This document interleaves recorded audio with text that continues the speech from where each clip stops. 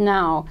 Mr. Steele, you are the foremost American commentator on the deep state.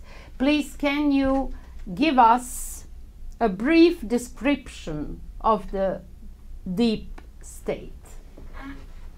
I'd be glad to do that, but let me begin by saying that the best book on the deep state is the book by Peter Dale Scott, who is the foremost author on deep politics and the deep state. What I have done that he was not able to do is bring the deep state up into the alternative media conversation to the point that it's now slipping into the mainstream media. This is not something they want to have discussed. Most people make the mistake of thinking that the deep state is unelected bureaucrats and senior politicians. That's not correct. They are the best of the servant class. The deep state actually begins with the major banking families, including the Vatican, which is the world's wealthiest organization, wealthier than the Rothschilds. But the Vatican plus the Rothschilds, and then all of the central banks, the City of London and Wall Street, that's the top of the deep state. And then they use the highest levels of the Freemasons and the highest levels of the Knights of Malta, who give up their national allegiance. They are no longer loyal to their countries. We've had cases where a CIA Knight of Malta and a KGB Knight of Malta collaborate against both their countries. Below them come the political parties.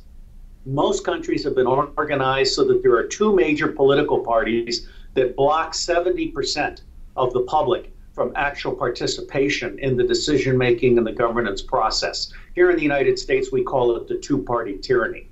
And then finally, below them, you have the secret intelligence services that more recently have begun to spy on and blackmail politicians and judges and celebrities in order to protect their power and increase their budget. And you have bureaucrats, particularly dual citizen bureaucrats, who pursue a Zionist agenda against the United States of America while having citizenship in both countries. The deep state is very real, and I believe that Donald Trump is in the process of taking it down, and I'd like to see Vladimir Putin and others do the same thing. Yes, and in that light, how can President Trump, President Putin, and General Secretary Xi take down the deep state by working together as individuals and not trusting their bureaucracies? That's a wonderful question. I would remind your viewers that Kennedy and Khrushchev were talking to each other through Kennedy's mother. And they both agreed that the worst enemies to peace were the American generals and the Russian generals. And Kennedy and Khrushchev realized that as leaders of entire countries, they could trust one another more than they can trust their bureaucracies. I believe the same is true today between Donald Trump and President Putin and General Secretary Xi Jinping.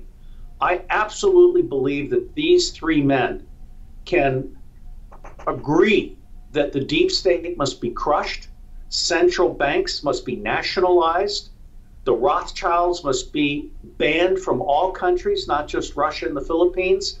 George Soros should be hunted down and brought to trial. There is every possibility here of these three statesmen earning the Nobel Peace Prize by agreeing to work together. Now, one thing that I have suggested to President Trump that needs to be done is the closure of all 1,000 U.S. military bases overseas, 44 of them surrounding Iran, and the ending of all U.S. financial support for dictators such as Saudi Arabia and Israel, which receives $30,000 for every man, woman, and child in Israel, which is then using that money to genocide the Palestinians and bribe members of the U.S. Congress. The 1,000 bases are being used to smuggle guns, gold, drugs, cash, and small children. The single best thing Donald Trump can do to put America first is to close our military bases overseas and no longer be the private army for Germany or Japan or Korea. North Korea is China's problem. It's not our problem. The Middle East is something that Iran and Turkey and Russia and the United States should be discussing and not allowing Israel to basically carry out their plan of balkanization and destabilization.